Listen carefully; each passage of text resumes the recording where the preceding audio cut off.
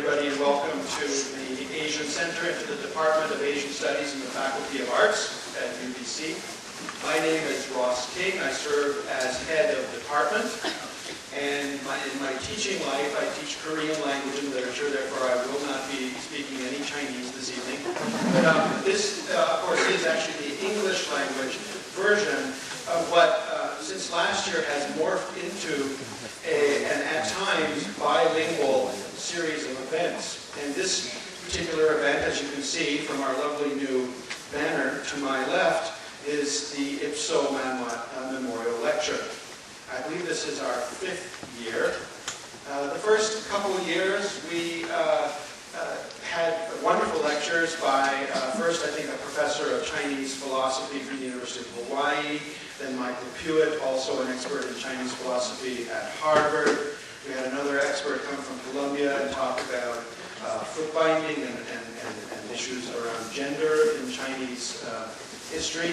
And then last year we sort of changed tack a little bit, and we invited Yu Hua, a famous novelist from mainland China. Maybe some of you came to one of his 2 talks. We did one in English here in the Asian Center, and we also did another one downtown, which was very well attended.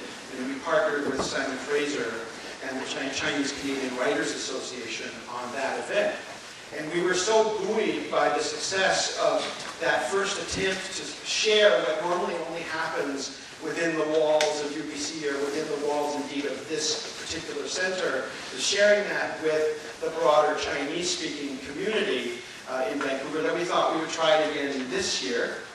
And as all you all know, our speaker this year is Professor Ying-tai, who, as it turns out, is somewhat of a rock star. And so the initial response to our sort of emailed plea for a general idea as to who might come in the Chinese community for a Chinese language event yielded, I think, already as of last week, something like 600 plus RSVPs. So we quickly scrambled and, with the help of a lot of really great friends around UBC, managed to get the Chan Center yesterday.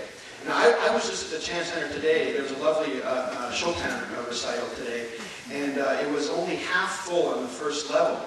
Now, yesterday we had 900 plus people at the Chan and another 200 watching Yingtai make her presentation by webcast in the Barber Center.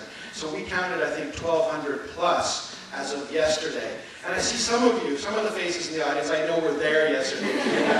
Back for more. So we're delighted at this outpouring of enthusiasm for this kind of event. At the same time, it has shown how really inexperienced we are in dealing with this kind of big event. And so I said it yesterday, I'll say it again today, we do ask for your indulgence and your patience. It is a really overwhelming event for us. We're used to events where maybe 30 or 40 people show up, and that's a lot. So we're delighted. So let me say that first.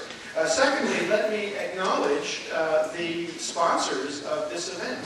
These are 2 extraordinary brothers who, I think 6 years ago, approached us and said, you know, our mother used to visit this campus quite frequently to attend lectures about Chinese language and culture, and we think we might like to support some kind of ongoing event of that nature in your department.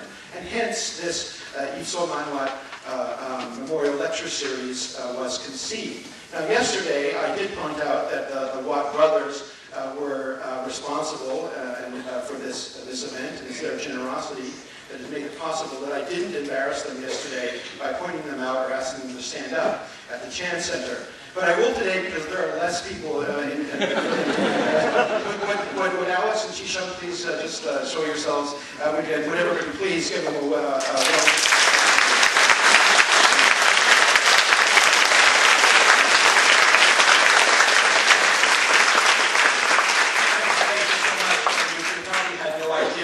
Started 6 years ago, or that you would pack 1,200 people in the Chan for an event. Let me also thank Ms. Saintfield Wong and the staff of the Puying Christian Services Society, Winnie Chun from the President's Office and the Community Partners for Learning has been hugely helpful, especially with the Chan Center, among other things. I want to thank Nancy Bellini, the Dean of Arts, who's sitting right in front. Would you? I would like to embarrass you if I could.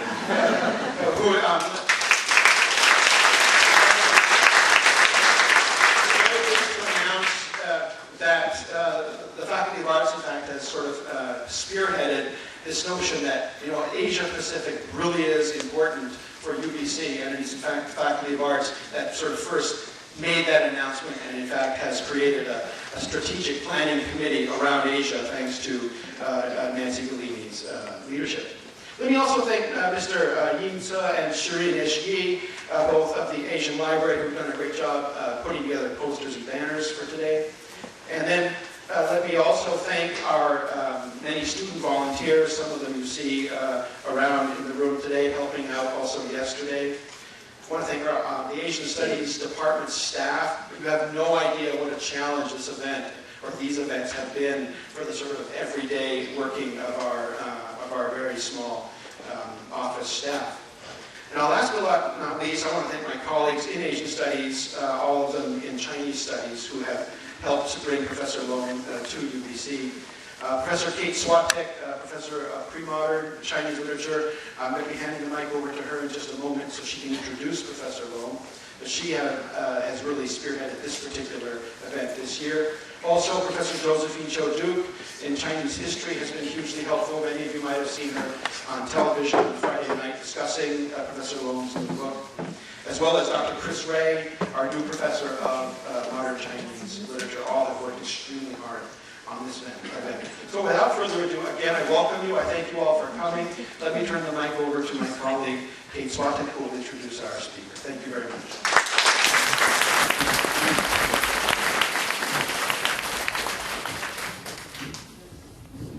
Thank you very much. It's my great pleasure and privilege to introduce the 5th Ixomanawat Memorial Lecture. It's been also a great pleasure to get to know her a little bit as I posted her on her arrival. I'll be very brief in introducing her because there's a very adequate introduction in your program, so I'll just describe a few of the highlights. She's described in that program as a public intellectual, and as I've been talking to her over the last couple of days, I would add that she's very much a public intellectual on a global scale. Having lived and worked for significant periods of time, so often more than a decade, in Taiwan, of course, where she was born and grew up, the United States, where she received her doctorate and taught for several years, Germany, where she tells me she lived for 13 years, and Zurich, where she lived for a time, although I'm not quite sure what she was doing while she was in Zurich. Work for her has encompassed many roles and many hats. She's truly extraordinarily diverse in her interests and activities. The role of professor, she's held posts at the City University of New York, Taiwan Central University, Hong Kong University, also in Taiwan, and the University of Heidelberg. And I may have left some out. I know she was working at the Hoover Institute when I initially contacted her and invited her to come. She's been a visiting professor at the City University of Hong Kong and Hong Kong University, where she now is the Hong Hao Ming Distinguished Fellow in the Humanities and concurrently chair professor of National Tsinghua University in Taiwan.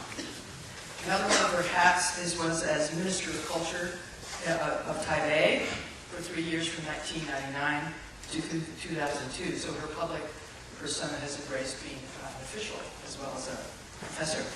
She founded and is director of the Yingtai Cultural Foundation, which she established in 2005. A writer, and this staggers me, of some 30 books, beginning with Wildfire in 1985, which went through 24 printings in 21 days. And my guess is this book is probably on the same pace. The book that will come up in this evening's lecture, Big River, Big Sea, Untold Stories of 1949, sold 170,000 copies in the first 4 weeks, which means by now it must be up around 400,000. That's my guess. In her books and her other writings, Professor Long seeks to write across borders and address concerns not only specific to Taiwan, China, and Hong Kong, but to all humanity. Big River, Big Sea, Untold Stories of 1949 furthers this project in ways that will become obvious in the course of this lecture. So may I now welcome Professor Yingtai.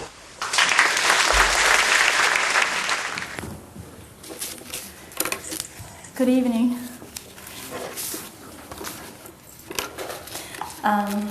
I am that rock star that Ross talked about.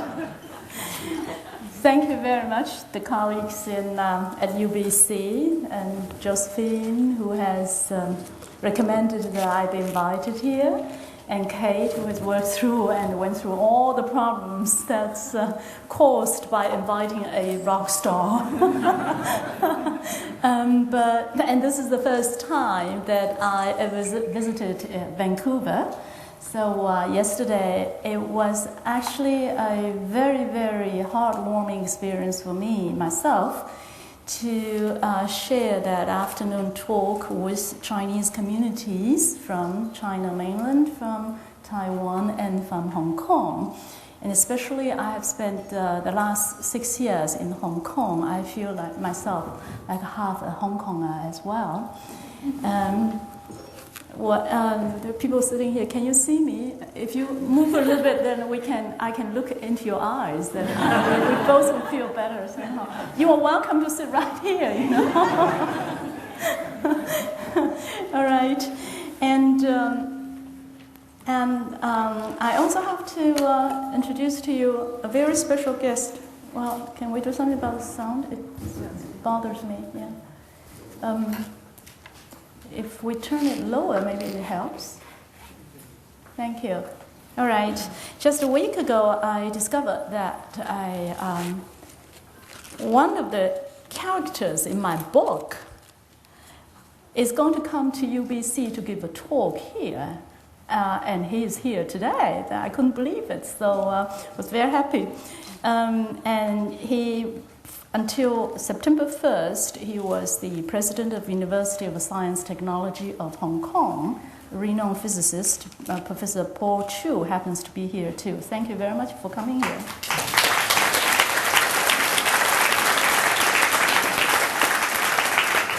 And if you have my book, or if you have read my book, there is a chapter on him. I don't remember which page, but don't believe what he said in the book, because I discovered that his father and my father actually ran into each other in 1949 on the way fleeing from the communists from the north to the south, and actually in Guangzhou. And according to Professor Chu, supposedly, my father robbed his father of several boxes or chests of gold. So read that part carefully, but be skeptical. I decided that I would like to share this evening with you in a very relaxed manner. I would like to just share with you some anecdotes of the time, the way I grew up. And I will show you 5 minutes of the documentary, which is made on this book, 5-minute film. And I will do some reading together with you. So please don't expect a formalized, well-structured lecture. Instead, I hope this is a literary evening with you. But please, I'm also going to do a little poll like I did yesterday. The first question is, who were there at the lecture yesterday? Raise your hand. Okay, and then the next question is, if you consider yourself from China mainland, raise your hand. Okay, and from Hong Kong? Wow, Vancouver is taken over by Hong Kongers, right? And from Taiwan? Wow, great, nice to have you all, nice. Does somebody feel left out? Maybe you're from Macau, which is never mentioned. Oh yes, I'm sorry. What about Singapore and Malaysia? Oh yes, thank you. And from United States, maybe. Great to have you. Okay. Anyway, so it's 7:20, so I'm looking at the clock back there. Good. Well, I'm not sure how familiar you are with Taiwanese history, and so I'm going to share with you with one particular experience I had, which I had not remembered for many, many years. It only occurred to me on my flight here from Frankfurt to Vancouver, and that's surprised myself because the last time I was here was 30 years ago, to Canada, I mean. I wasn't in Vancouver. And actually, I was in Canada twice. The first time was to take a walking tour through Algonquin Park. We intended to spend a week walking through the park, but once we were inside the park, we were chased by those huge black mosquitoes. And they were so ferocious and threatening, we actually literally ran out of the park in 3 days. So that was my memory. And the second time I was in Canada was actually because I had to get out of the country, that was USA, in order to get a new visa to get back to the USA again. And that was in 1976. And what's the nearest place to get out of the USA and so that I could get a visa to go back? That was Canada. And I don't even remember which port it was, but I did get to the border, and that was a shock to me. On the US side, I filled out the exit form, and 100 meters ahead was the entry post into Canada. I remember in 1976, I was 24 years of age, and I had my passport in my hand. The custom officer put a stamp on there, so I was out of the USA. I looked ahead. I was mesmerized because I was expecting a huge expanse of ocean between this country and that country, that's Canada. But what I saw in front of my eyes, instead of a huge expanse of ocean, it was only a stretch of road about 100 meters ahead of me. I looked at that stretch of road. I couldn't believe, how could this be a border between two countries? And gradually it set in.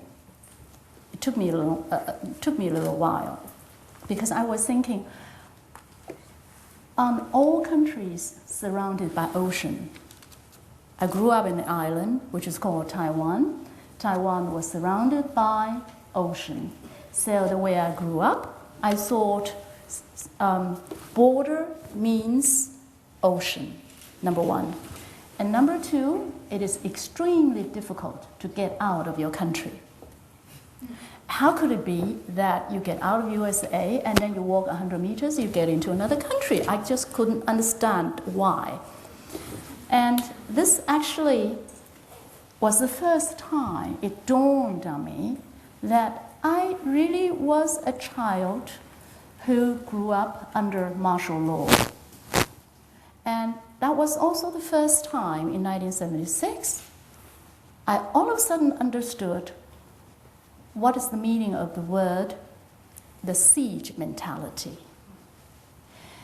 Do the Taiwanese friends here in this room know how long is the coastline of Taiwan altogether, one circle around?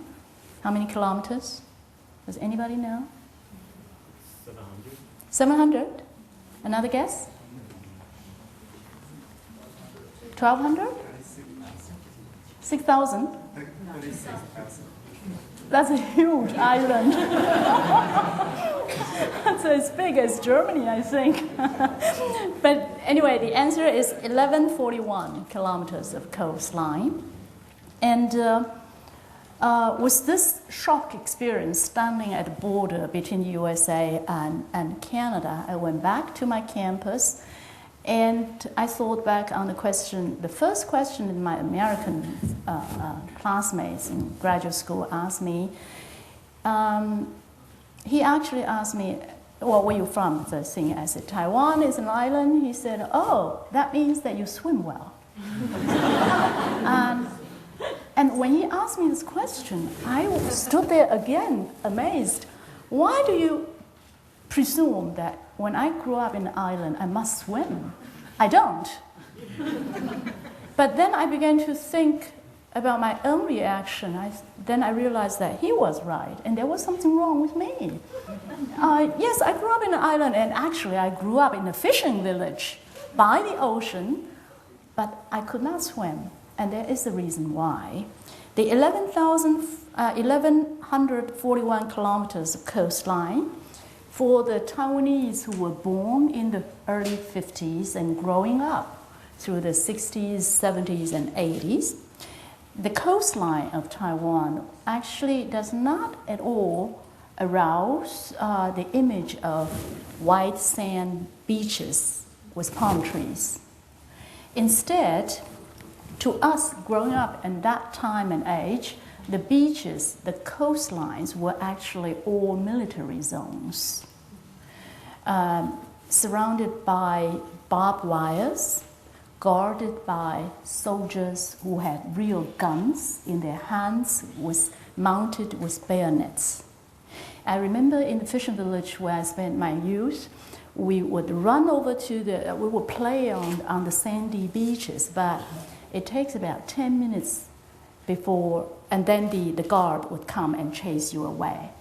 And when we think of the coast, it's not the feeling of you do not associate it with relaxation or beauty or a way of life or surfing.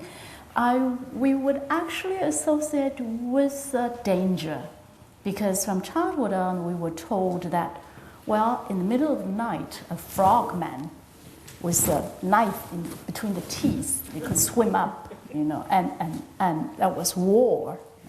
So this is the way we grew up. And the first time, but when you grew up, you had no understanding of the political situation nor the history, and we knew that there was martial law, but you don't really run into it. You were not aware of what that means, because if you were a journalist, that you would know that some articles would not be printed, and if you're a writer, you would know that if it's not the right book, that the police could raid the printing house and confiscate the books.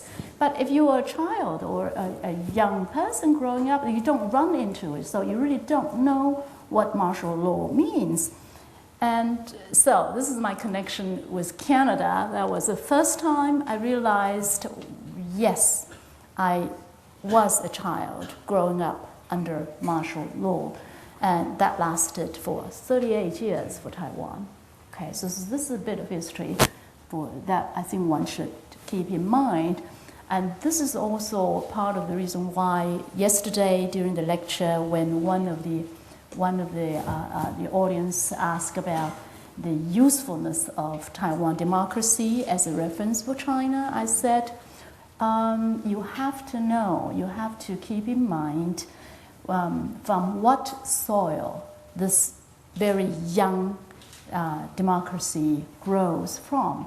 It really comes up from a very hard, stony soil. So that's something actually very, very precious.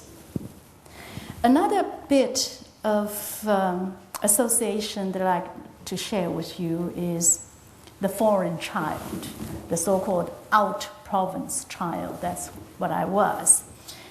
As a child of a refugee family who were expelled from the Chinese mainland in 1949 after the Civil War, I grew up in villages in southern Taiwan, where the majority of the population did not speak Mandarin as their first language. Instead, they spoke Fukienese.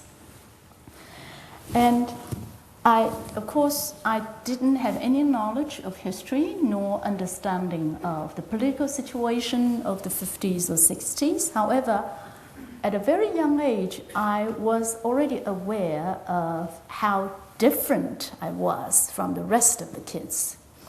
If in our primary school, usually a class is composed of about 60 kids, and I was very aware that I was that 1 versus 59. I was the kid who spoke Mandarin, and the 59 kids spoke Fukienese dialect. I did not understand why I was different, and I did not understand why I was so alone. But I noticed differences between me and the 59. For example, the local kids. What do you mean by local? It means that kids have their own homes, okay? And however humble those homes might be, and me or we were always living in government housing. Very shabby ones, very crowded ones, and every 3 years you have to move. Because my father was, he became a country police officer, and every 3 years you have to move on to another village. So we kept moving. You change the government housing from one to another. And how do you distinguish between local kids and the almost foreign kids like me? I noticed that on the walls of the homes of the local kids, you always saw photos hanging there, photos of their grandparents, their great-grandparents with black clothes, with the hair put in a bun. And we never had any photos from our greater family, okay? There was another difference. The local kids had a huge network of relatives with festivities and celebrations, funerals, all year round, and we had none. For them, there were always baby born, and therefore you have the celebration for the baby. You always had cousins or sisters getting married, and then you have weddings to attend to. And I was very envious of my friends who always had grandma or grandpa who died. And then you get permission to skip classes, you know? And we, as the out province kid, we didn't have any grandparents or no relatives, and nobody died, so you never get time off, you know? I was very envious. And then there was another thing that distinguished me and the 59 kids. On Memorial Day, 清明节, you know, this picture just gets stuck in my head. The cemetery outside of the city limit or the town limit, the cemetery, you could see them. I remember best the cemetery at the outskirts of the town, and the background, it's on the hill. And behind the hill was the ocean with a line of trees. And on such a Memorial Day, you would see hundreds and hundreds of people with baskets of food for sacrifice, and the ghost money to be burned, and incenses to be offered to the dead. So I would see the grandparents and the parents with my 59 classmates milling around on that hill. And behind the hill was the blue ocean. And when the firecrackers were sounded and the incenses were burned, then you saw the blue smoke going up the sky. Okay, and the 59 of my friends were there, and I will be alone here on this side of the hill because we had no graves to pay respect to. No relatives, no grandparents, no graves. I saw these differences while I was growing up without any understanding of why. All right. So it took me many, many years to figure out the larger picture of my own or my family's biography. And this is part of the background of the book on 1949. Okay. And then a couple of words on my foreign parents. I remember when I was maybe 15, I was in a room reading something, and my father got a phone call. My father comes from Hunan, and you might know the Hunan accent is very, very thick.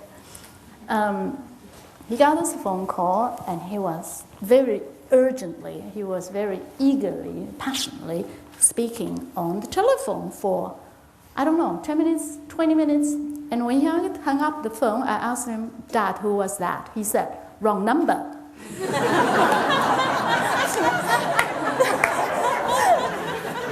said, what? What? Well, he's a wrong number. And I said, but how could you talk to this person for 20 minutes and I was a wrong number? He said, I was trying to explain to this person it was wrong number. And I could never forget this, but what I was trying to tell you is, I was in a class of 60. I was 1 versus 59. But imagine my parents. When they were thrown out of their original network and thrown onto this island, which they didn't even know the name of, and when he was in his own familiar in Hunan, his language was the most natural thing in the world, the way he talked. But when he was, by fate, he was thrown onto this island, I mean, the moment he opened his mouth, it's politically incorrect. I mean, you are a foreigner. Imagine, well, in the West, we all know when the new immigrant comes here, what happens to him or her. So he will be laughed at, and from a very tender age on, I became aware that my parents, my mother comes from Zhejiang, and she has her accent. And imagine how they communicated with each other and try to communicate with everybody around them. You know, life was a struggle. But from a very tender age on, I realized, okay, I am different, and my parents are different. And it's a big challenge for them to really get their life in order, because obviously, even the language itself puts you in a disadvantaged position. Okay. I also noticed another difference. When I was 14, my family moved from a farming village to the suburb of Kaohsiung to a fishing village. And then I turned 15. I was going to school. And then came a critical time, whether I should go to the so-called teachers' college or to a normal high school. It's like gymnasium in Germany. You know, if you go on to high school, then you go to college, you get a university education. If you would go to this teachers' college, the tuition is free. But then you become a teacher for a primary school. So there came this critical time.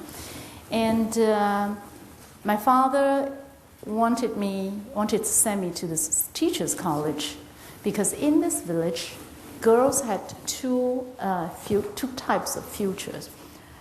A small number of them would go to this teacher's college and become primary school teachers, but most of the girls would go to work in the factories. The way they work in the factories, they go in the morning with the bus and come back in evening. And with the salary they earn, these girls, the parents, the mother of these girls, would buy those gold bracelets and put the gold bracelet on the arm, on the wrist of the girl. And the more you work, the more money you earn, and the more bracelets you would have, you can put on your wrist. So you have 1 and 2 and 3 and 4.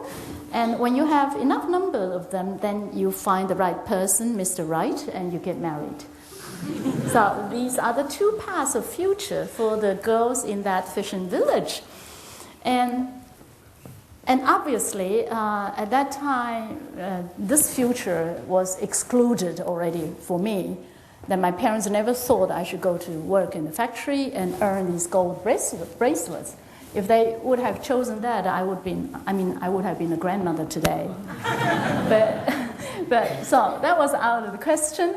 But then the second choice is to send me to the teachers' college, which was very sensible because my family was very poor. And you cannot possibly send all 4 kids through college, through high school. It was too expensive. So my father wanted to send me to the teachers' college, but my mother asked me, Ying-tai, what do you think you like to do? And I said, I like to go to high school. So it's my mother who insisted, okay, we'll give her the chance, whatever she wants to do. So I ended up the rock star today. But it also took me quite a number of years to realize what that meant. For these refugee families, that means that they do not own any land. They do not own any property. They do not own any social network, which is essential for survival or climbing up the ladder. So they have to invest in one thing to rise above that situation. And they invest in the education of their youngsters, of their second generation. And that's what happened to my family as well. It also was years later when I realized, okay, a typical characteristic of a refugee family is that you invest in education. And education is like a rope which you drop into a very deep well so that the people, your family who was standing at the bottom of this well could climb up with this one single rope and get out of this well. So this is only gradually you come to realize what that meant. And so also many years later when I realized, okay, these 2 million people who fled to Taiwan in 1949, they were actually part of the diaspora. So when I first learned this word, I did not put this word together with my parents and their generation. It also took a long time, to put these things together. Then I realized they were part of the diaspora and they were victims of the Civil War. They were uprooted from their heritage, dispersed from their homeland, deprived of a social network, which is so essential for getting anywhere. So this is a little bit of background of 1949, this book. And then I was often asked, when this book was published at the first week of September, Beijing was very nervously preparing for the festival of October 1st. So this book appeared in September. Then I was confronted with this question, which took me by surprise. That was, Ying-tai, did you write this book for October 1st, or to counter October 1st? I said, no way, okay? I didn't think it was purely a coincidence. The first time I thought about writing on 1949 was actually 1989 when I was living in Frankfurt, when the Berlin Wall fell apart, when the Soviet Union, the empire of Soviet USSR was disintegrating. That was the time when I thought, well, there is a parallel history in China which goes parallel with the German-European history, with the big divide and the refugees and the exploration of people and diaspora and all that. But I didn't start working on it until 1999. I did begin to work on it, but very soon I was called back to Taipei and I worked with the city government, so it stopped. So finally, I really got around to do it. It was 2008. And so if you ask Big River, Big Sea, 1949, what are you trying to do, Ying-tai? Well, that's also very easy for me. I had 3 things in mind when I was working on this book. One is I like to set down a poetic stone of memory to those tens of millions of young people who were killed during the Civil War between 1945 and 1949. And then secondly, my father died in 2004, and starting from 2006, my mother had dementia. She hardly recognized me anymore. So I realized, well, if I want to do this book, it's actually 5 minutes before 12. This is the last moment. There's no time anymore. The whole generation is going away. And I really like to say thank you to them, to the whole generation of them, to pay respect to these people who were survivors of the Civil War, who experienced the cruelty of the war, and it's actually through their suffering and endurance that my generation got a chance to grow up in peace.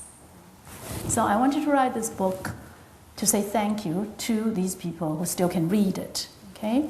And thirdly, I wrote this book in order to kind of hand over this box of collective memory to the younger generation so that they know where they came from, because lots of it is already forgotten and lost. And if you don't rescue that now, it's probably gone forever. So this is the background of the book that I'd like to share with you. And then I'd like to show you this video film, since about 1/3 of you were already yesterday there. So you have to, you have the pleasure of seeing it once more.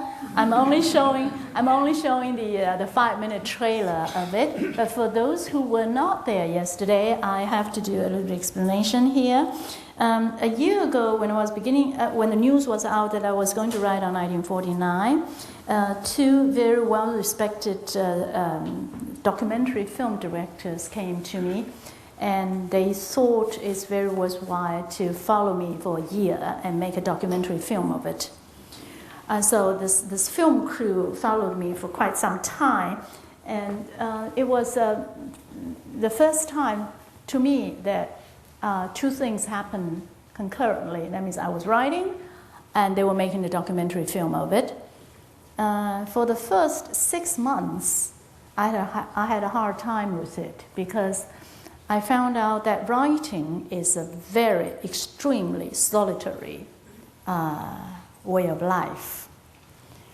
You are alone in your universe. Like Kafka would say, the only thing he would need is give him a huge den and one candlelight. That's enough. And that's the way with me as well. However, with the documentary filming, it's collaboration. You have to discuss, you have to talk, you have to throw out your ideas, and you have to communicate all the time. And I found that a real torture for the first half a year. When I wrote, I wrote. I don't speak to anybody in this world, but this team there was waiting to talk and ask, what are you going to do next? So what happened for the first 6 months was so torturous, because when I was in the midst of my thinking and my research, I go this way. It's like going to a jungle.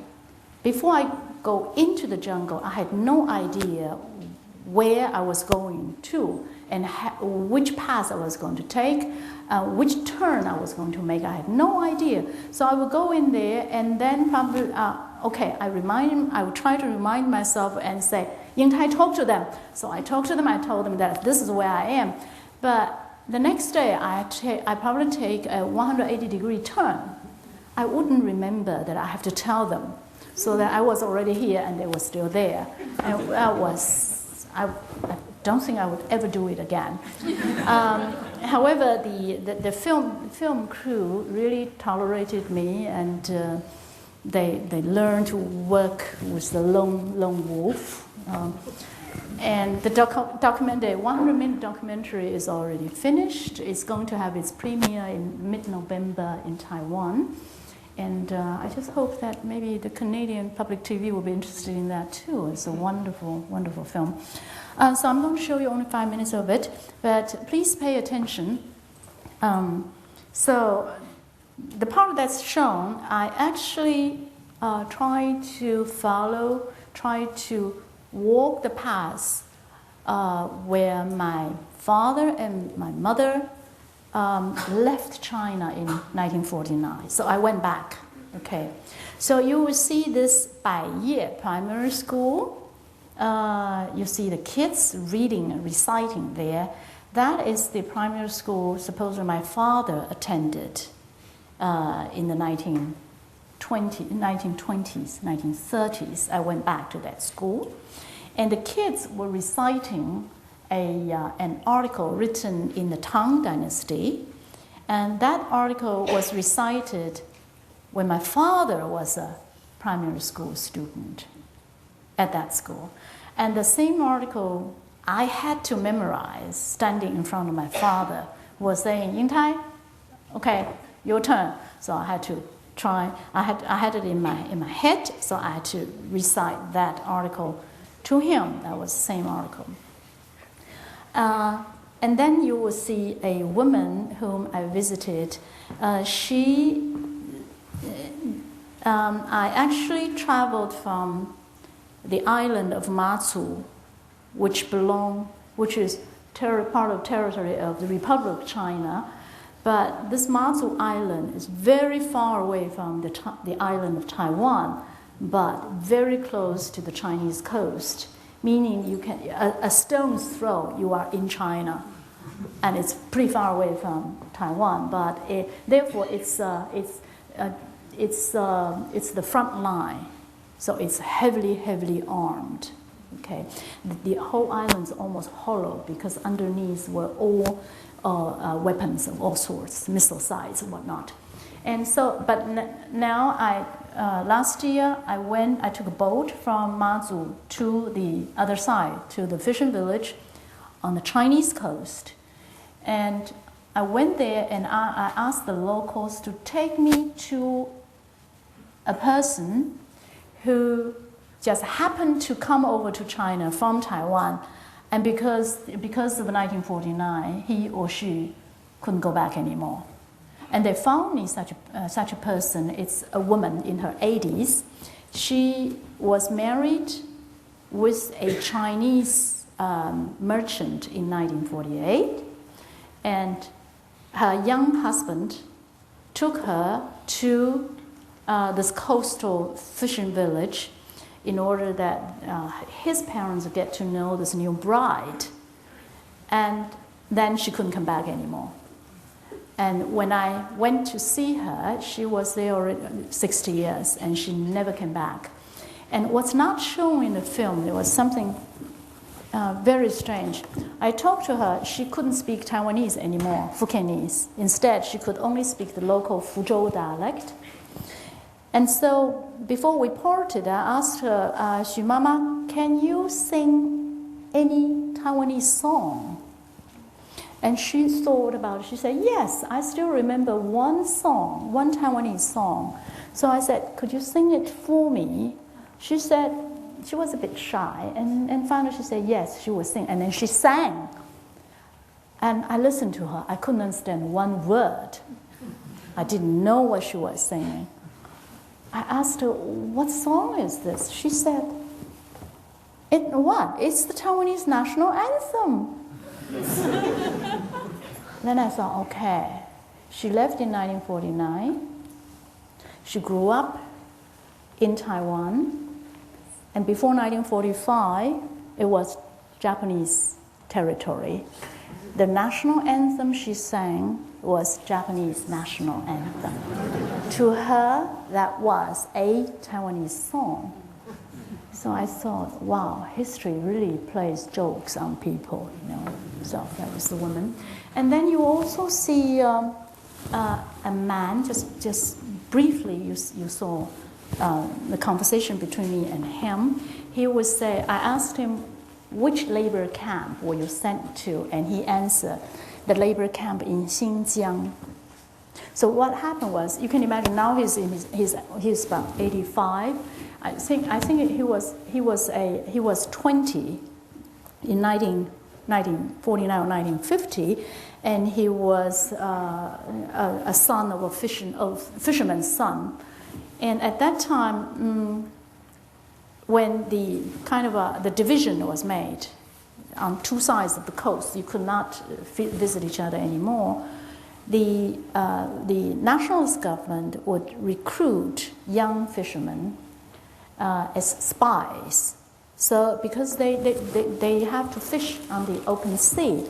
And this young man was one of those many who were asked by the Taiwanese military to get on your fishing boat and go over to the other side, and you speak the same language anyway, so get information. So he did, and the moment he landed on the other side, he was arrested and sent to Xinjiang. Was in a labor camp for 35 years. Okay, and then you also see an eye doctor, Dr. Chun, in the film. He spoke slowly, a very shy man. His father was a practicing doctor in Danshui in Taiwan. And the end of 1944, actually Japan already knew it's going to lose the war.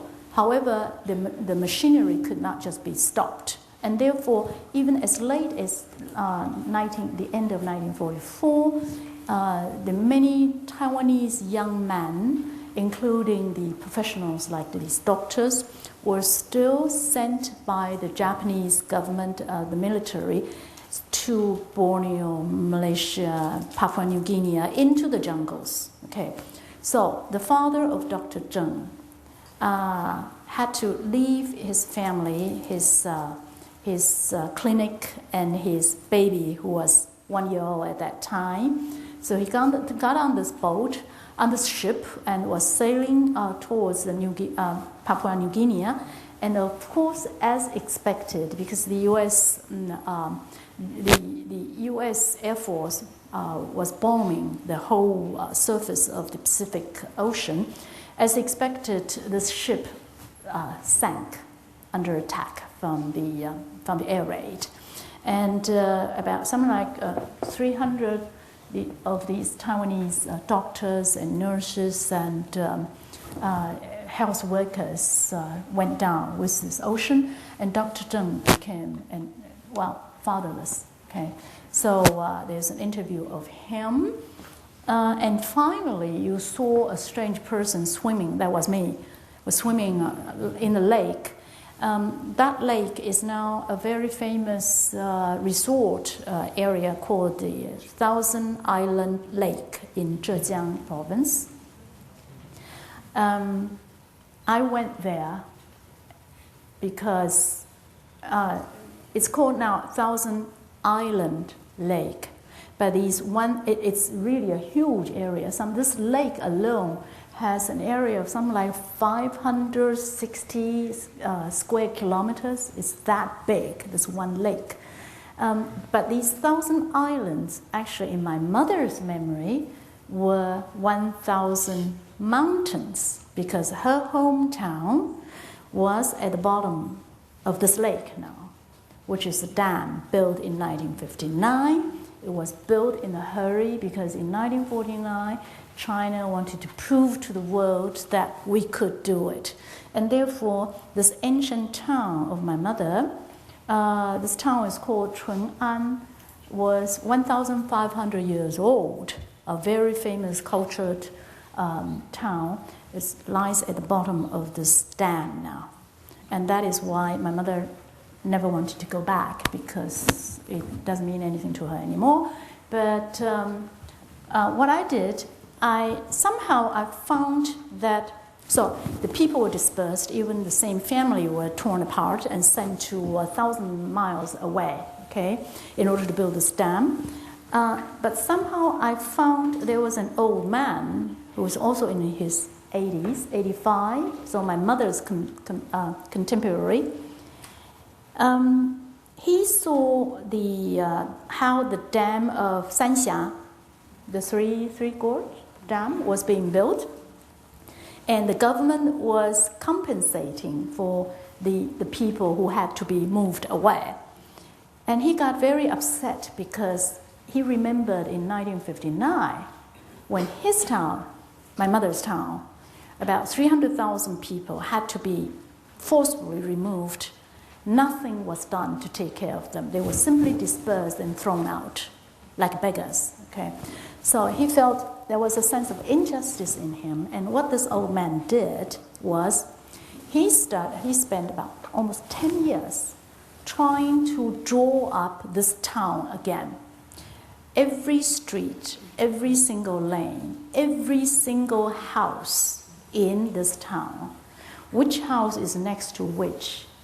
Here comes the flour mill, and the next door was the silk store, and the next one was a candy shop, and the next one was what's shop. And then he even put down on this map, this city map, even the names of the old residents. So he interviewed hundreds and hundreds of people, and he drew like professional engineer or architect. It was an amazing picture. So I went to see him, and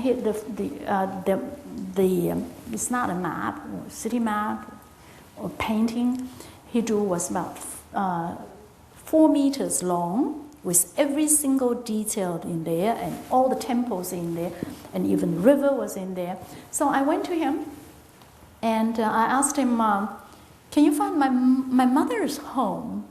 He said, yes, I did research already. Your mother's home is 上直街96号. And he pointed out, it's right there. And then on that little square, which is my mother's home, my mother's father's name as owner of the house was written in there, 3 characters. It's an amazing story. And I mean, if I were the official there, I would collect this piece right away into the museum. But nobody cared about his work there. Okay, so in my book, there's also a photo of a part of his work here. And so at the end of the film, you saw me swimming in there for 2 seconds, and that underneath that water is this town of 1,500 years and the memory of all my mother's life. All right, so can we show the film?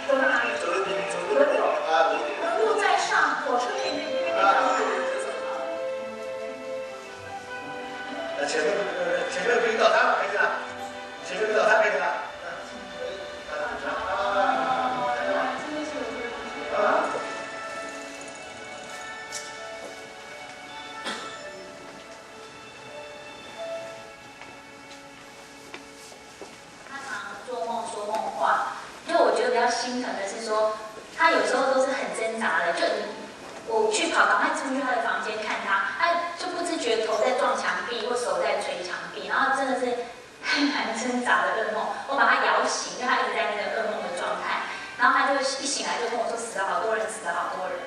我母亲很少讲我父亲的事，几乎没有。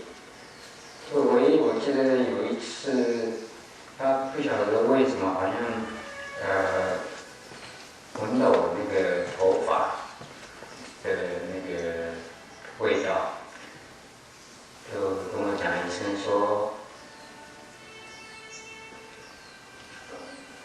就说你父亲以前的头发就是这样的味道。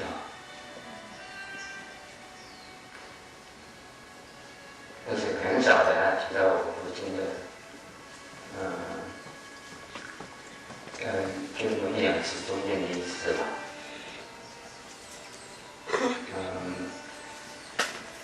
就他就心里有个盒子关着，偶尔打开。我没想到，我的好东西，也许我要给纪录片里面报告一些他们，报告一些这件事。因为实在小的那个小，真正的大的属于大时代，不作为大，不作为了，也每个都到大家都没点关系。我替他们高兴，我觉得他们值得。妈妈给你拿。好漂亮，好漂亮啊！这么肥都有瓜耶。我是谁？我是谁？有点不像啊。是。今天是5月1号，现在Yingtai是他妈妈亲人，所以呢，你看起来好像个小孩一样，在那是说他的大学的女教授。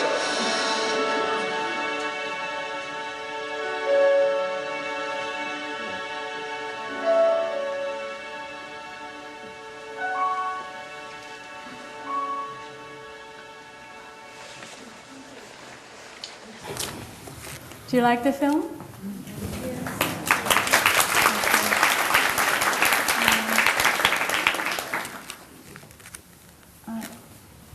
How much time do I have? What time is it now? Forever. It's 10. Huh? It's 10 after 8? Oh, okay. I'm sorry. Oh, okay. Then time allows me to do a little bit reading together with you, right? This is about the siege of Chun. Thanks to a Chinese writer, Zhang Zhenglong, who wrote this great piece of work, Snow White, Blood Red, which was banned.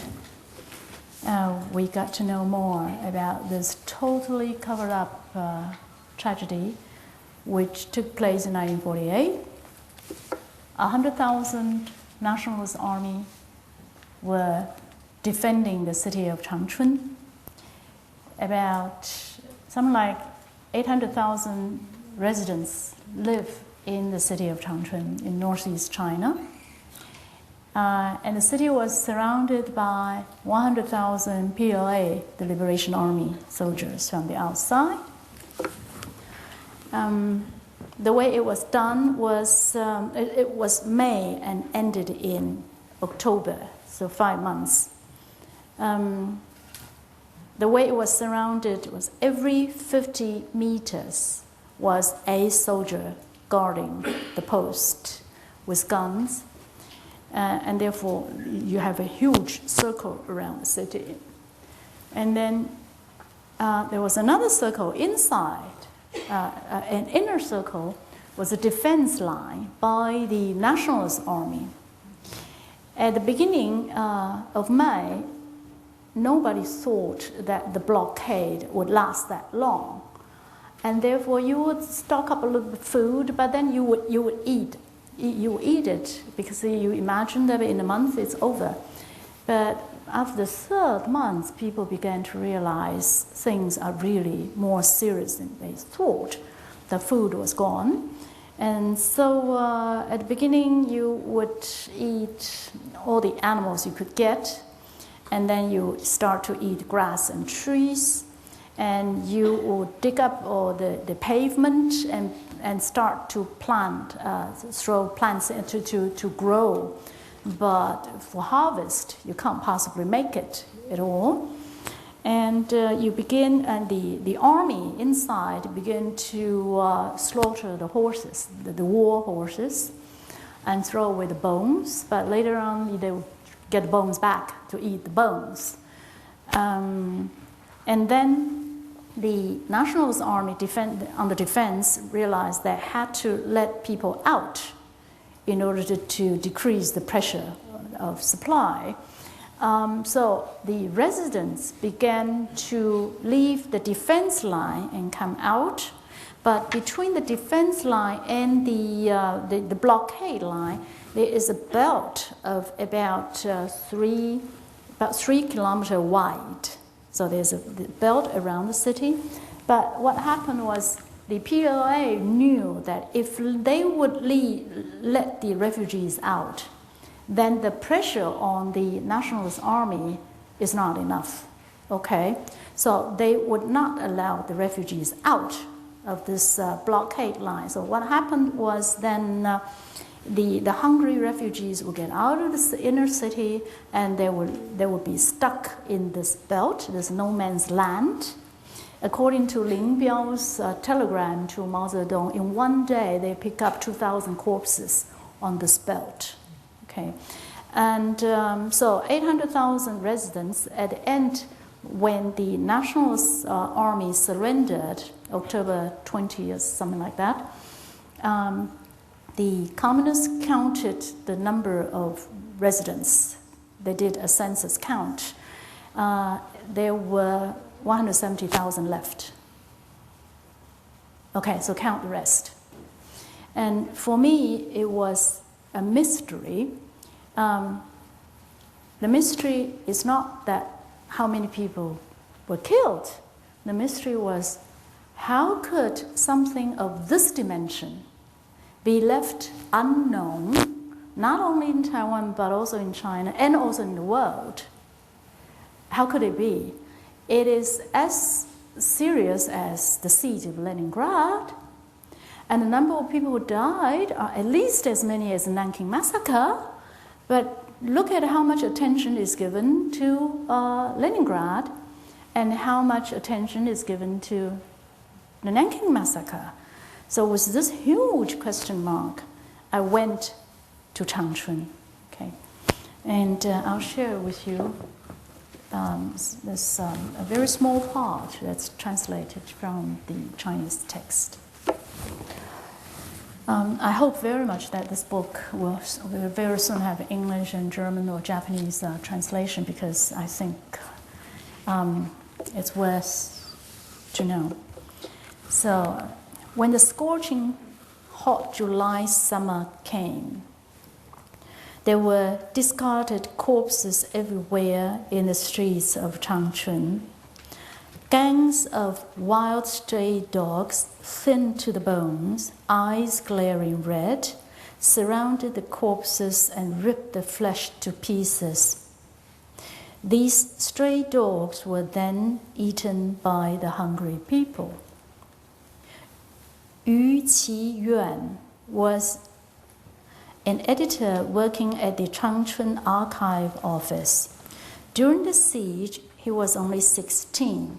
Every day he walked through a wild field covered with tall grass to get to school. When summer came, he began to smell an odd odor in the field. One day, he followed the odor and found a group of corpses in the middle of the tall grass, rotting. Next day, along the path, he saw something moving in the distance. When he got close, he saw a sight that he would never be able to forget. It was an abandoned infant, totally naked. From starvation, the infant's intestines were ejected out of the body and dragged by the crawling infant. A pile of intestines. The infant was alive, still moving weakly like a worm on the ground in the field, but it could no longer cry.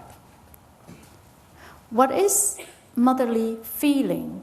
Yu looked at me straight in the eyes and said, when people are tested by extremities of survival, there is no such thing as motherly feeling. Tears are a waste. So I jumped several paragraphs. The afternoon sun, we talked for about 3 hours. And Yu Qiyuan, he is 85. The afternoon sun came through the window and wrapped the room in a sudden glow of warmth. No matter what stories Mr. Yu recalled, he spoke with tone of a quiet calm, almost as if he really saw enough of this world, he really saw enough of this world to be surprised by any of it. I asked him, then did people eat people? That is a matter of course, he replied. He remembered a room where the last one hung himself after everyone else had died. He also heard of a grandma who cut a piece of flesh off her dead husband's leg and cooked it. On September 9, 1948, Commander Lin Biao sent Mao Zedong a telegraph reporting the state of Changchun. Quote, situation of starvation is getting worse. Hungry citizens swarm out of the city in the night and at dusk. After we force them back, they huddle in crowds in the no-man's zone, resulting in large numbers of deaths. By East Gate alone, the body count was 2,000. Not letting the starving citizens out of the city or forcing the ones who came out back has become a problem to both the people and the PLA soldiers. This is still the telegram from Lin Biao. It is difficult to justify this. Crowds of civilians went down on their knees in front of our guards and begged for an exit. Some dropped their infants at the feet of the PLA soldiers and left. Others brought ropes with them and hanged themselves in front of the guard post. End quote. On October 17th, the first batch of the Nationalist Army stationed in Changchun, 26,000 of them surrendered. 2 days later, a total of 39,000 nationalist soldiers laid down their arms and became prisoners. These were the same troops, the KMT's troops, these were the same troops who had fought against the well-armed Japanese army between 1937 and 1945. Some of them had just come back not long ago from the India and Burma jungles where they had fought shoulder to shoulder with the US and British alliances.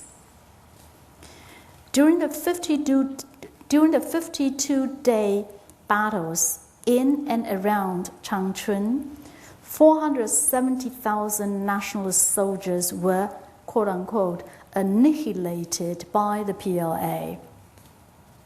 On November 3rd, 1948, the Central Committee of the Communist Party wired a congratulatory telegram to the PLA soldiers on the front line, quote, after 3 years of battle, more than 1 million enemies were annihilated. You finally liberated all of the Northeast. We hope you continue your hard work along with people of the Northeast, together with each region's PLA. You shall overthrow the control of the Kuomintang and expel the influence of the imperialist USA. Let's fight to liberate all China." End quote. In the ensuing writing of the history of liberation, the death toll of the blockade of Changchun was never mentioned. The victory over Changchun entered the school textbooks in China for 60 years, from generation to generation, as one of the most peaceful and bloodless examples of a glorious fight for liberation of the people. And an ancient Chinese expression is most often quoted to illustrate this point. That expression goes, "There isn't one trace of blood on the sword." End quote. Okay. This is one chapter in the book Big River, Big Sea, 1949. I thank you very much. Thank you.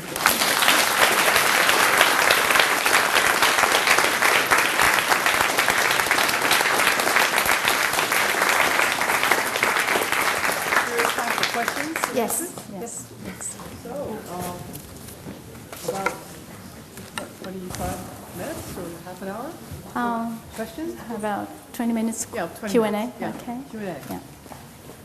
I think there's some microphones that have been set up for the purpose. That would be best if they will line up. Yeah. Well, maybe we could try to do it All right. from your seat, but speak up.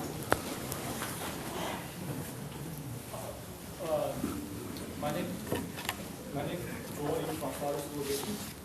I have a question for Dr. Long. As you said, like you are planning to write this book in like 1989 as well as 1999, which is 40th anniversary and 50th anniversary of the foundation of PRC. And actually, as far as I know, you just like the actual writing time for this book only about a couple of months because of publishing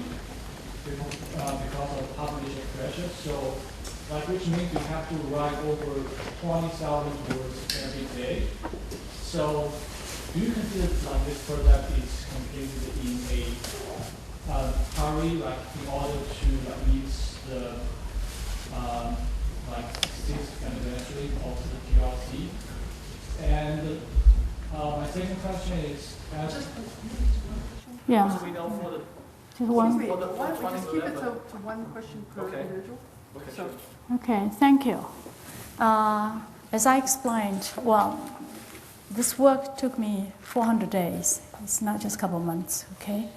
And as I said, I didn't write it as a counteract or as a salute to the 60th anniversary of the People's Republic of China, because to somebody like me, the founding date of any nation, be it People's Republic or Republic of China, is not important at all. So I wouldn't spend that much time and effort just in order to write something for this date or against it. It's not worth my while, not at all. Thank you.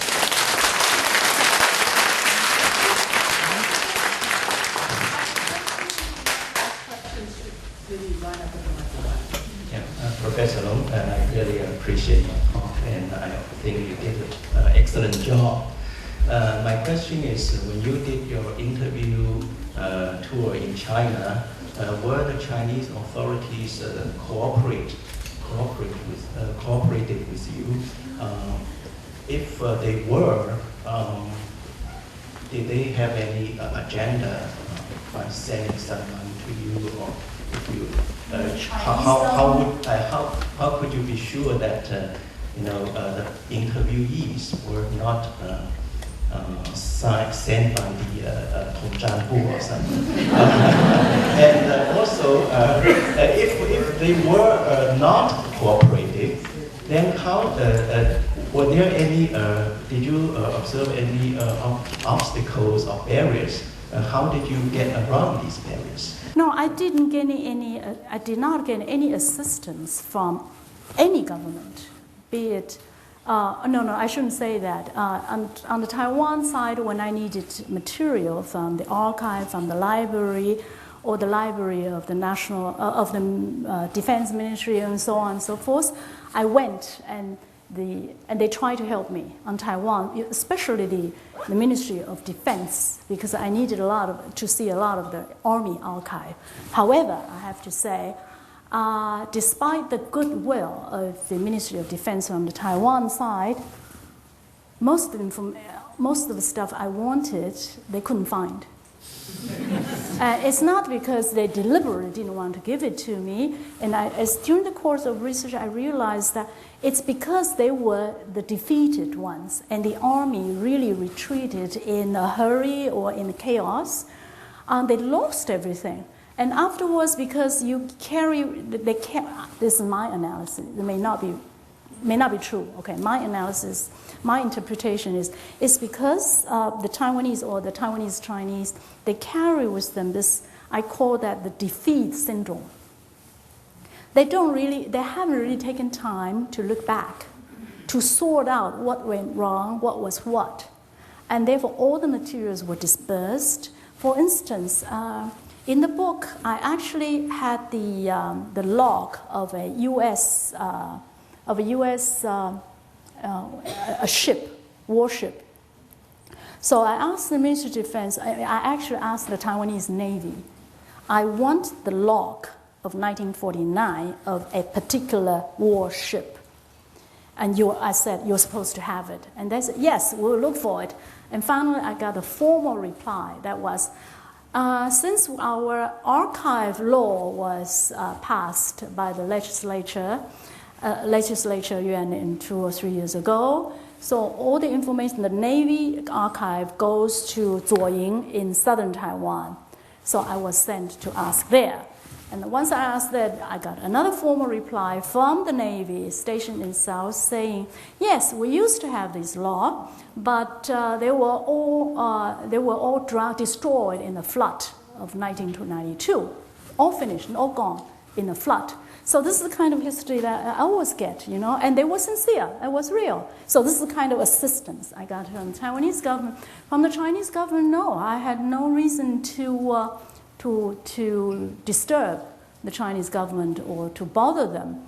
I went to my father's hometown to interview my brother to find out that my grandmother was a communist already in 1926. I didn't need the government's help. And I went to Chun, and actually I was hesitant about there because the old people, I was afraid they wouldn't talk. And some of them did not want to talk, and some of them did. And with those who did not want to talk, I had to respect them. And those who did talk, even before the manuscript was sent for print, I called them up again and asked one more time, are you really sure I can use your real name? And one of the old gentlemen said, yes, use my real name because it's been 60 years and I think it's time that the world should know. So help, but nor did I have any hindrance from the Chinese government, no. I think, and I have pretty much freedom in moving around in China. I haven't encountered any problem so far with the Chinese government in the process of working on this book, no. Okay?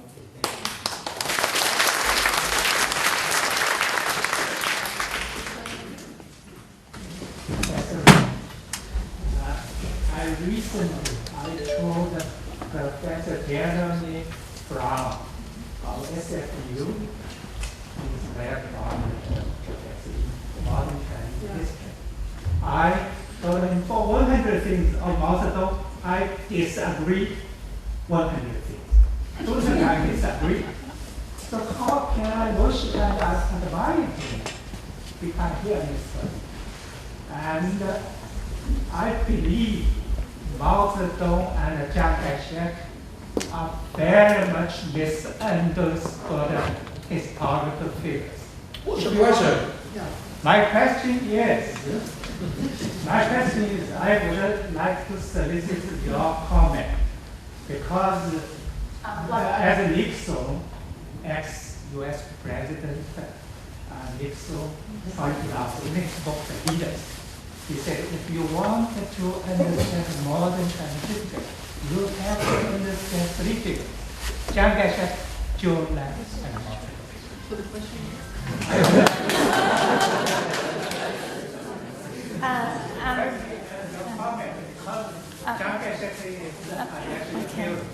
yes, thank you. Thank you.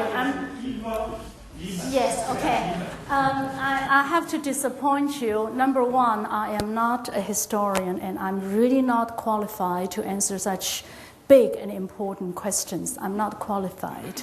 Number two, if you have read the book, you notice that this book is focused on small people. There are no big politicians, nor even significant intellectuals in there. The real heroes of my book are the very ordinary people who walk on the streets, the very fragile ones. So I really can't, I'm not qualified to answer your question. Thank you.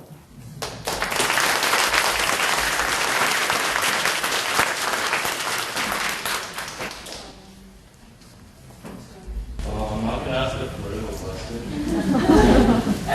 My great-grandparents came to Taiwan in 1949. please speak up a bit. My great-grandparents came to Taiwan in 1949, so I'm like the fourth generation. And as you said, you wanted to honor or remember them, so you wrote this book. So what do you think is the best way for us younger generations to remember them? I can answer your question. Actually, a lot of readers, young readers from Hong Kong and Taiwan have written to me and told me the first thing they did after they finished reading the book is to go to interview their parents and their grandparents. And that's exactly what you should do. Thank you.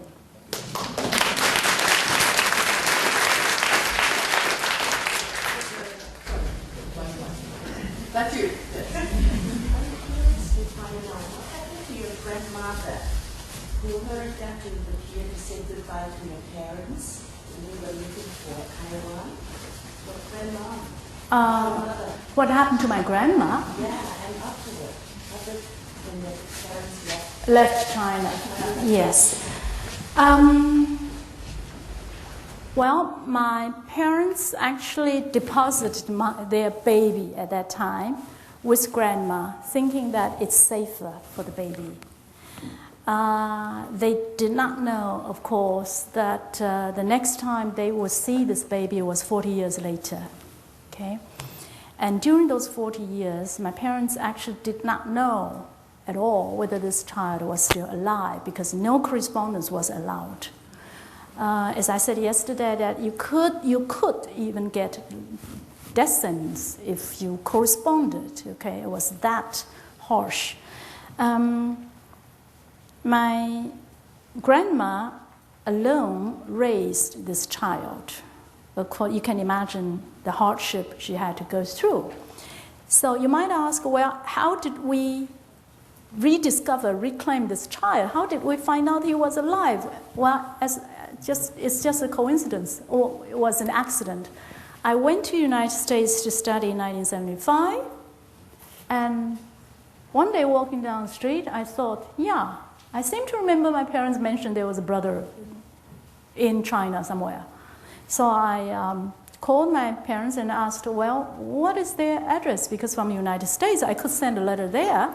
So they said, no address, just Long's village. Okay, so I wrote a short letter to Long Ying Yang and sent to Long's village, Hengshan, Hunan, that's it. Without expecting anything at all. So you can imagine how surprised I was. About 2 months later, I got a letter back from that Long's village, from this person who said, he is this child, you know. So it was a shock. So from then on, I began to support him. I was a very poor student. I remember sticking in $5 or $10 in the envelope and send it off to him. So he would write me, and he would tell me that you can imagine his grandma, my father's mother, also did not know that her son was alive in Taiwan. She didn't know until she received this letter.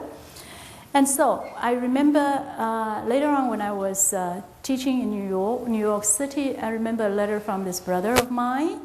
He said, "Sister, when can you come to visit us?" At that time, it was illegal for me, for a Taiwanese, to go into China.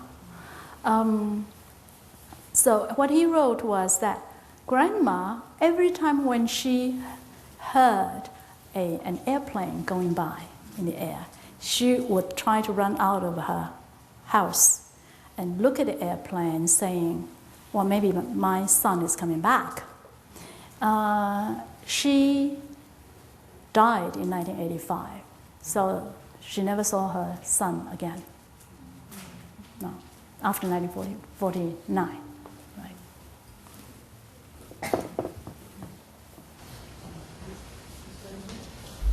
I just want to thank you, Dr. Long, and the whole spirit of the book is to heal the wound. I'm the youngest child in my family, and my mom and my parents keep talking about some history about Vietnam. They are the camp. They were in the camp for 3 years. Yeah.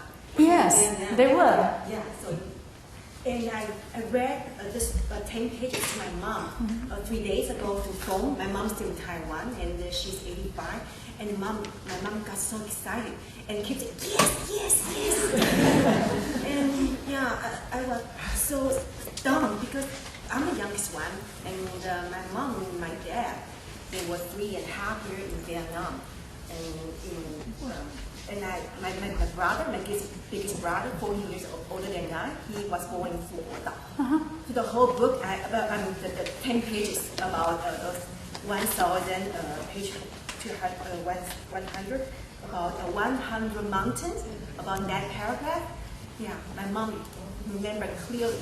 The Zhongshan town that there was a group that fire later on. Was she a student at that time? Was she a student or was she in the army? Yeah, my dad's army. Was in the army. Yeah. So thank you so much. Dr. Long, thank you so much to write this book. I don't have the ability to write this book, but we really show respect for them. My dad passed away. Yeah. I wish he could read before. Yeah. Thank you. At least your mom read it. Thank you so much. Thank you so much. Thank you. Just very briefly, what she was saying, talking about was the chapters in this book about there were 5,000 high school kids. November 4th, 1948.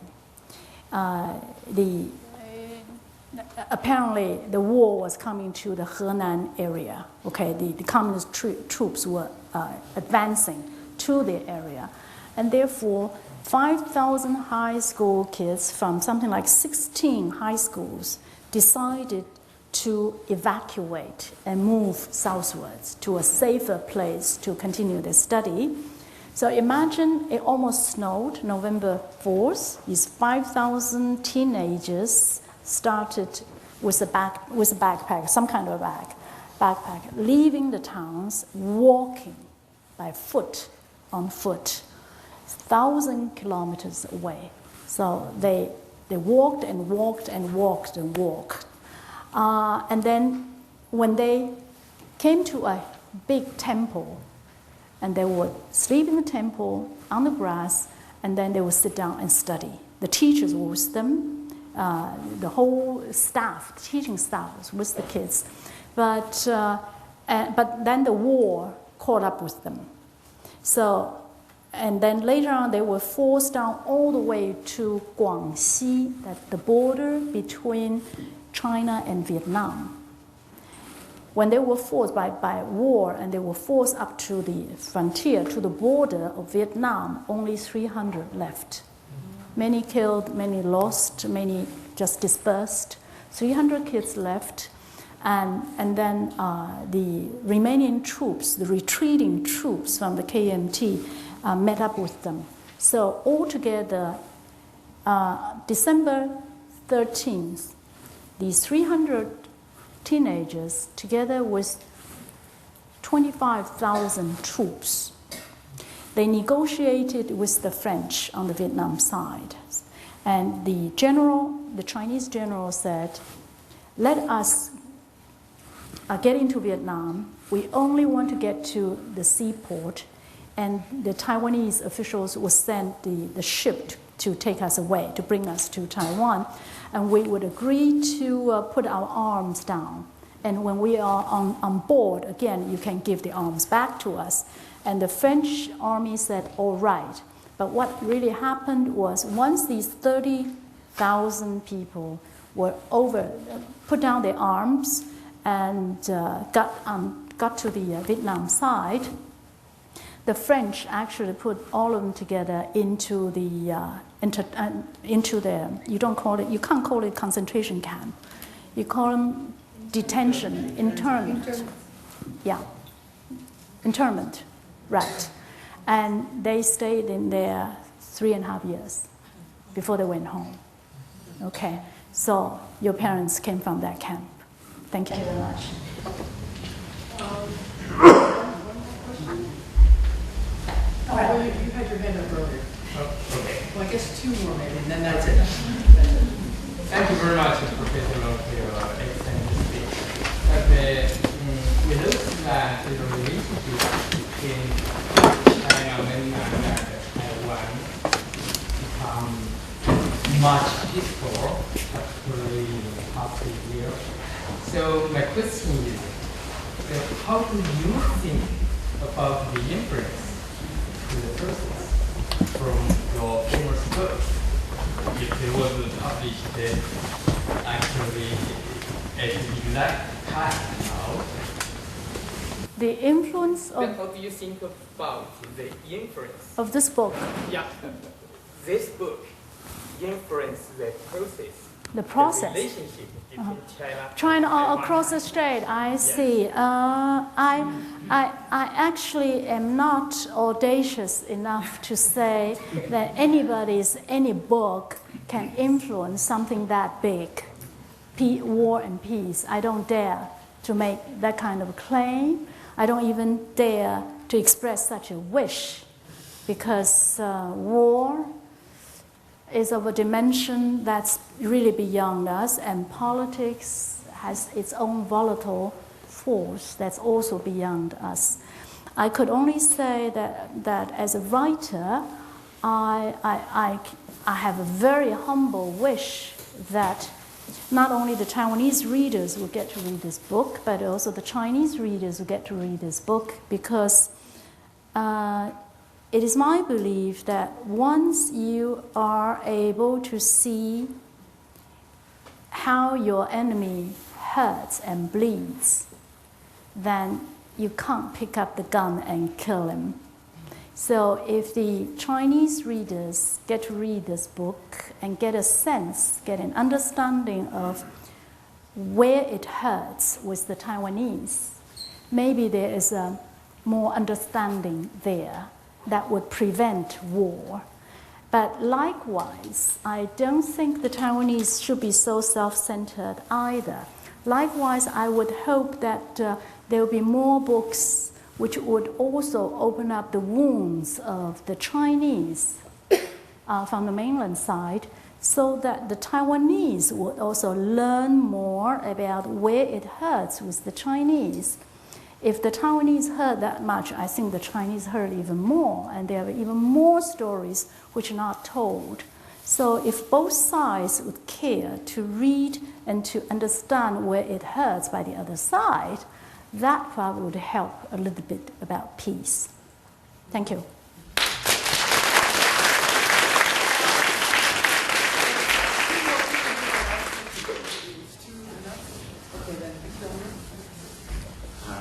Yeah, thank you very much for Professor Long for giving us this very inspiring talk.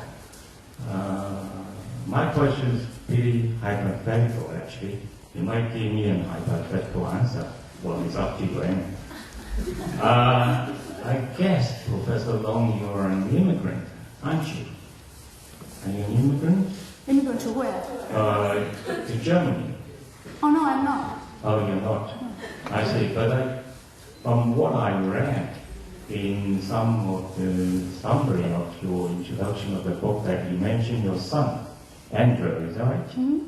And you said that he is doing the German government, is that right? He's doing the German... Can you say the question? Yes. Okay, yeah, okay, yeah. So simply because that he doesn't want to be conscripted in the army, is that right? Okay, you ask your question. Okay, yeah. Okay, the question is, being an immigrant, well, like, for example, many Taiwanese immigrants to Germany. So when Taiwanese become a German citizen, I think it's quite obvious. Then if the German government want to conscript and list them into army, so are they going to sue the German government? Was that the question?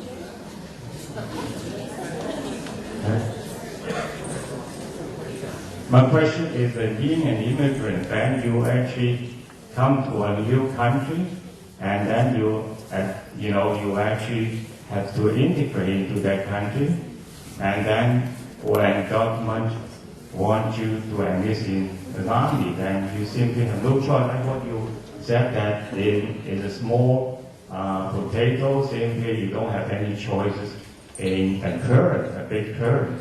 I understand. Yeah. Okay, number one, this hypothetical question does not exist. I'm not an immigrant. I don't have a German passport. Finish, Okay. period. Number two, I think what you're really getting at is, as a citizen, don't you have a duty for your country? Isn't that your question? Exactly. So that has nothing to do really with my personal situation No, with my son. I'm just asking that, okay, you have an immigrant must have a duty. No, I am not an immigrant. Yeah. Okay, So because of the story of your son, though, I'm just curious about Yes. why he refused to be... well, okay. I think it's not important at all to know what my son is doing. It has nothing to do with the readers. But to answer your question, if you are saying as a citizen you have a duty towards the state, all right, if that's what you mean, through the book, what I think I'm trying to say is, as an individual in the collective machinery, be it the troops, the army, or the state, I think each individual has to be very alert about where he stands vis-a-vis this state, this collective. And that awareness and that clear head is very important. And as long as this individual in this state, in this collective, is very aware and alert of his or her situation, then whatever decision he or she makes, that is to fight the war with the state or become a dissident against the state, both are legitimate, depending on how alert and how aware you are of the situation you are in. So it's not up to me to say what is right or what is wrong, whether you should fight for your country or not. What I am only saying is that each individual in that collective has to be highly, highly aware of the situation. That's all. Thank you. So, yeah, as you told me, you are saying that we have to make decisions on our own choice. Yes. Yes. Yes. I think you would Just very touching, very good. I wanted to thank you, but I do have a question, curious question.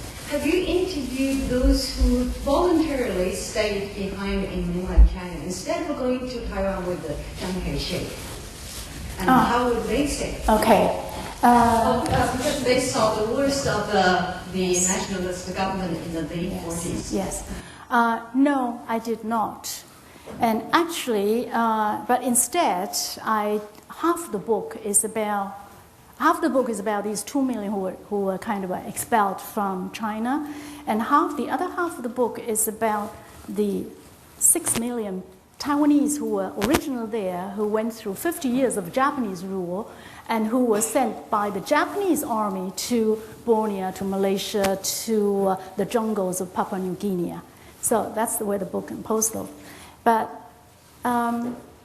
if you say there are 2 million Chinese who were expelled from that civil war, okay, then, and if you say each single person has 10 closely knit people, your wife, your husband, your children, your grandma, then that means there are 20 million people who are closely associated with these 2 million people who decided to stay behind or who were forced to stay behind. These are 20 million already. And then there are even more, the Chinese who make the decision to stay or to go. And there is also the complicated question why they make this decision and that decision.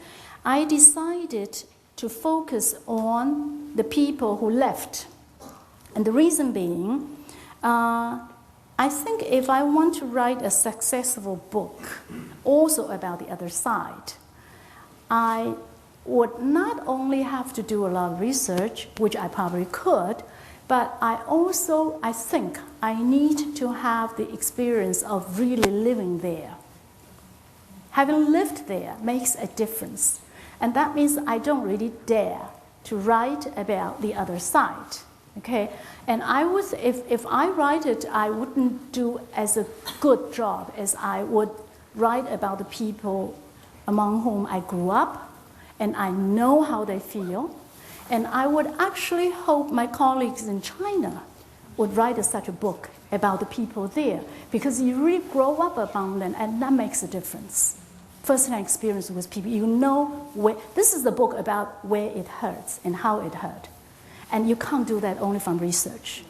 You have to have your living experience there. And I don't have that life experience in China. So my colleagues in China have to do it. And they will do it much better than I do.